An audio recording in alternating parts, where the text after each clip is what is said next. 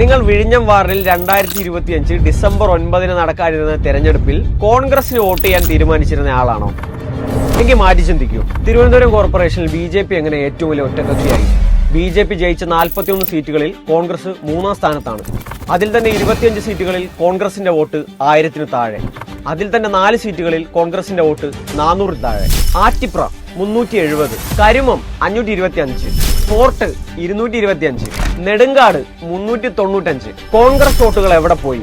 കൂട്ടമായി BJPയിലേക്ക്. ഓരോ ഡിവിഷനിലും 10,000 10,000 വോട്ടുകൾ ഉള്ളിടത്താണ് 200-300 വോട്ടുകളുമായി ദേശീയ പാർട്ടിയായിട്ടുള്ള കോൺഗ്രസ് ചിരിച്ചു നിൽക്കുന്നത്. മുട്ടടയിലും കുന്നുകുഴിയിലും ഈ പരസ്പര സഹായ സഖ്യം കോൺഗ്രസിന് അനുകൂലമായി മാറി. മുട്ടടയിൽ BJPക്ക് 460 വോട്ട്, കുന്നുകുഴിയിൽ BJPക്ക് വെറും 394 വോട്ട്. കോർപ്പറേഷൻ തെരഞ്ഞെടുപ്പിൽ ഏറ്റവും കൂടുതൽ വോട്ട് ലഭിച്ചത് LDFനാണ്, 1,67,000.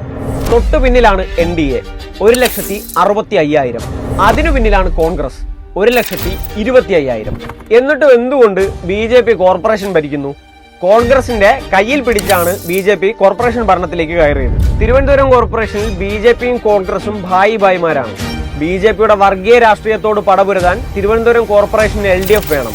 അതിനായി ജനുവരി 12-ന് വിഴിഞ്ഞത്ത് നടക്കുന്ന തെരഞ്ഞെടുപ്പിൽ നിങ്ങളുടെ വോട്ട് നൌഷാദിന് നൽകണം.